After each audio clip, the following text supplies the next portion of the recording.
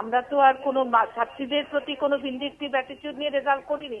আমাদের অসহায়তা যে আমরা তাদের পাশ করাতে পারিনি, কাজে আমাদের অবস্থানের থেকে তো সরে আসার কোনো জায়গা নেই। কিন্তু আমরা শিক্ষা দপ্তরের সঙ্গেও যোগাযোগ রেখে চলছি, তারাও বুঝতে পারছেন, তারাও চেষ্টা করছেন বলে আশ্বাস দিয়েছেন। নিশ্চয়ই একটা সমাধান সূত্র বেরোবে বলে মনে হয়। কিন্তু সমাধান সূত্র কি মনে হয় তাদের পাশ করিয়ে দেওয়া? এটা কি কখনো অভিপ্রেত? না, আমার মনে হয় না। যারা শিক্ষা জগতের সঙ্গে যুক্ত, শিক্ষা সচেতন মানুষ, তারা কখনো এই ধরনের অন্যায় আবদার করবেন না, এটা আমার বিশ্বাস। বলছি, যে ছাত্রীগুলোকে দেখা যাচ্ছে স্কুলে, যে ছাত্রীদের দেখা যাচ্ছে স্কুলের ইউনিফর্ম পরে, আপনি কি মনে হয় যে যারা ক্লাস করে না বা যারা অত কম নম্বর পায়, তারা যেভাবে 18 ঘন্টা ধরে ঘেরাও করে রেখেছে এবং অভিযোগ হচ্ছে যে আপনাদের খাবার দাবারও নিয়ে যেতে বাধা দিয়েছে, একটা সময় পুলিশি হস্তক্ষেপে সেই খাবার দাবার গেছে, তা এইটা একজন শিক্ষিকা হিসেবে কি মনে হয় যে এই ছাত্রীরা কি, এই যারা এখনো প্রাপ্তবয়স্ক হয়নি, তারা এই মানে এই এটা পাচ্ছে কি করে যে ঘেরাও করে রাখবো 18 ঘন্টা ধরে? তাদের অভিভাবকরাও সঙ্গে রয়েছেন, এটা কি বলবেন?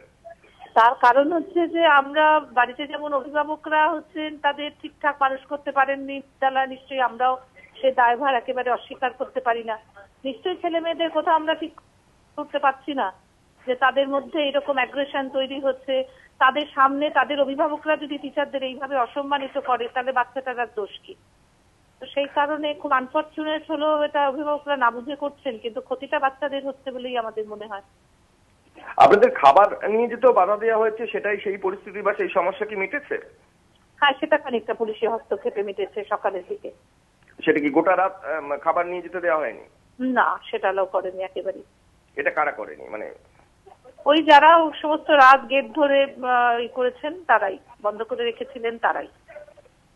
আপনারা শিক্ষা দপ্তরের সঙ্গে যে যোগাযোগ করলেন বা উচ্চ মাধ্যমিক শিক্ষা সংসদের সঙ্গে, তারা কি বলছেন?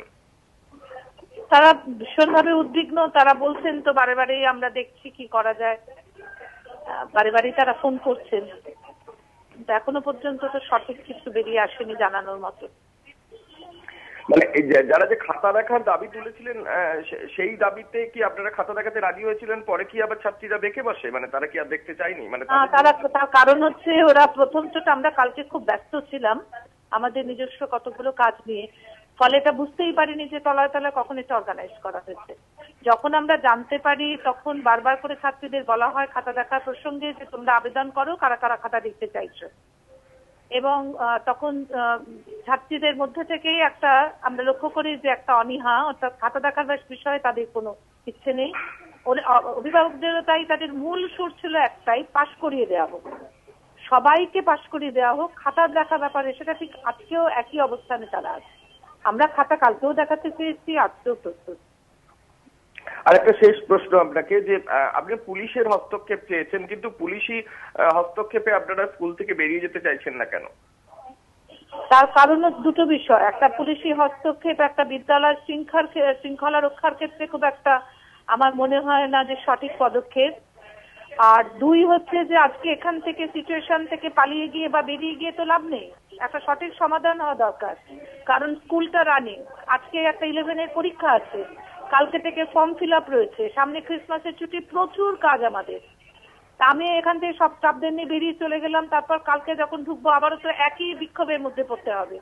সেই জন্য আমরা আছি, যতক্ষণ না পর্যন্ত এর একটা সঠিক সমাধান হচ্ছে আমরা এখান থেকে যাব না।